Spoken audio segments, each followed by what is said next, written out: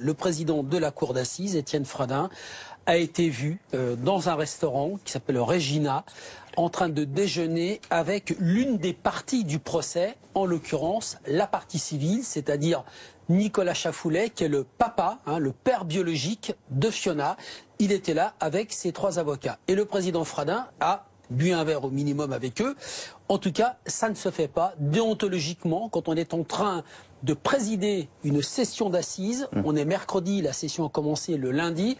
On ne se montre pas avec l'une des parties en public. C'est un peu comme si un arbitre, la veille d'un grand match, parce que le procès Fiona, c'est un procès extrêmement médiatique, bien la veille d'un grand match, prenait un verre avec l'une des équipes, ostensiblement. Donc ça pose un problème déontologique qui pourrait avoir une suite, qui pourrait aller jusqu'à l'annulation, ou le report, pardon, pas l'annulation, mais le report de ce procès. Alors justement, Dominique, que peuvent faire et que vont faire les avocats de la défense? Alors les avocats de la défense, déjà, ils ont vu ce qu'il s'est passé parce qu'ils déjeunaient dans le même restaurant à une table un peu plus loin.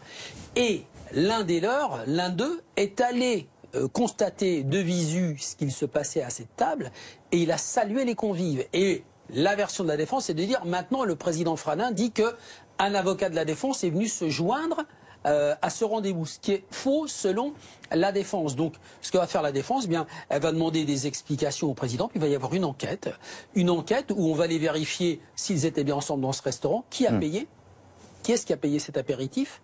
Est-ce que c'est le président ou est-ce que c'est les parties civiles?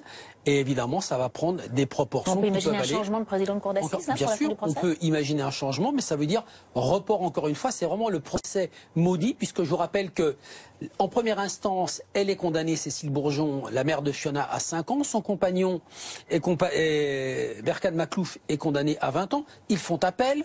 Il y a un esclandre entre les avocats, donc le procès va être reporté.